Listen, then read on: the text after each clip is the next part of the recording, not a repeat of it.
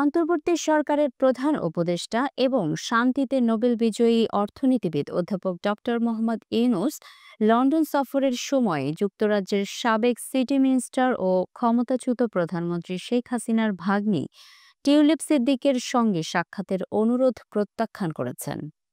বৃহস্পতিবার বিবিসিকে দেওয়া এক সাক্ষাৎকারে ডক্টর ইউনূস বিষয়টি নিশ্চিত করেন। সাক্ষাৎকারে ডক্টর ইউনূস বলেন, না করব না, কারণ এটা একটি আইনগত প্রক্রিয়া। আমি এই প্রক্রিয়ায় হস্তক্ষেপ করতে চাই না। প্রক্রিয়াটি চলতে থাকুক।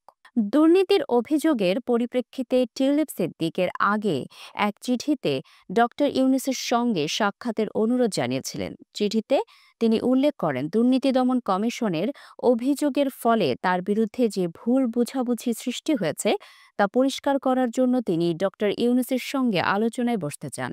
সম্প্রতি দুদক দাবি করেছে, টিউলিপ সিদ্দিক প্রধানমন্ত্রী শেখ হাসিনার শাসন আমলে ক্ষমতার অপব্যবহার করে আর্থিক ও রাজনৈতিক সুবিধা নিয়েছেন। এছাড়াও তার মা শেখ রেহানার বিরুদ্ধেও ঢাকার অভিজাত এলাকায় ৭,২০০ বর্গফুট জমির একটি প্লট অনিয়মের মাধ্যমে বরাদ্দ পাওয়ার অভিযোগ উঠেছে। টিউলিপ এই অভিযোগগুলোকে সম্পূর্ণভাবে অস্বীকার করেছেন এবং বলেন, এসব অভিযোগ রাজনৈতিক উদ্দেশ্য প্রণোদিত এবং আমার বিরুদ্ধে অপপ্রচার চালানো হচ্ছে। আমার সঙ্গে কিংবা আমার আইনজীবীদের সঙ্গে এখনো কেউ আনুষ্ঠানিকভাবে যোগাযোগ করেনি। ডক্টর ইউনূস এই বিষয়ে মন্তব্য করতে গিয়ে বলেন, এটা আদালতের বিষয়। আদালতই সিদ্ধান্ত নেবেন এই মামলা চালানোর মতো যথেষ্ট তথ্য বা সাক্ষ্য প্রমাণ আছে কিনা, অথবা মামলাটি খারিজ করা হবে কিনা।